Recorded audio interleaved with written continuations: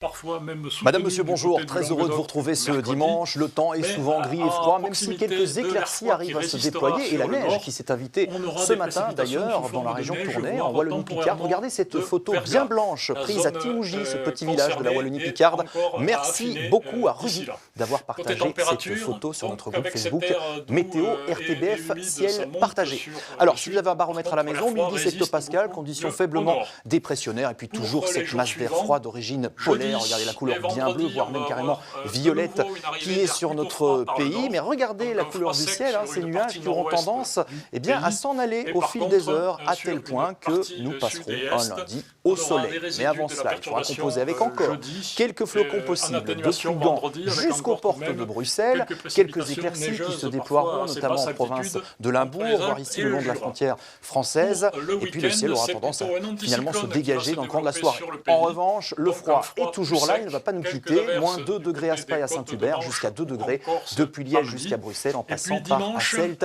et c'est un flux de Anvers. sud qui se met en place Ensuite, la avec nuit prochaine, l'arrivée de d'une plus en plus perturbation sur d'étoiles la dans le pointe ciel. bretonne. Les derniers Il va nuages, faire ce sera encore pour bien le froid, sud du mais ça va Sault-en-Brémeuse. commencer Du à monter un brouillard petit givrant peu va s'installer côté sur le plateau des température. Fagnes Cela est dans bien le sûr courant de la nuit à prochaine. Il confirmer. pourrait même Je s'étendre vous laisse au avec fil des heures de la l'éphéméride nuit et je vous souhaite jusqu'à la une Lorraine bonne fin de belge. journée. Ailleurs, un ciel bien étoilé, malgré ce voile d'altitude qui sera présent notamment sur les deux flancs. Un coup d'œil aux températures bien basses la nuit prochaine. Les scientifiques ont fait d'énormes progrès dans notre monde actuel grâce à plusieurs avancées technologiques.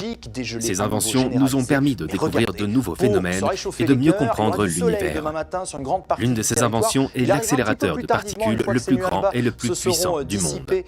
Dans le même temps, l'un des enfants les plus intelligents au monde a émis des théories sur les capacités de cette machine et sur la façon dont les scientifiques l'ont utilisée pour ouvrir un portail vers une autre dimension.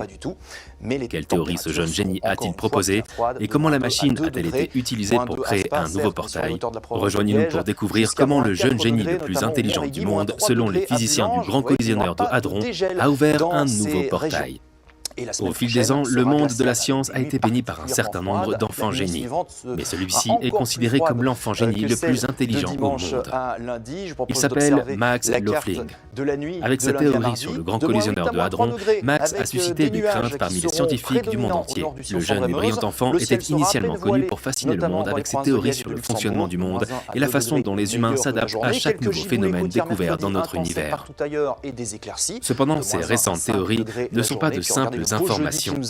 Elles sont des avertissements. Le jeune physicien a réalisé des vidéos donnant des explications approfondies sur ces affirmations et le portail des physiciens du CERN s'est ouvert.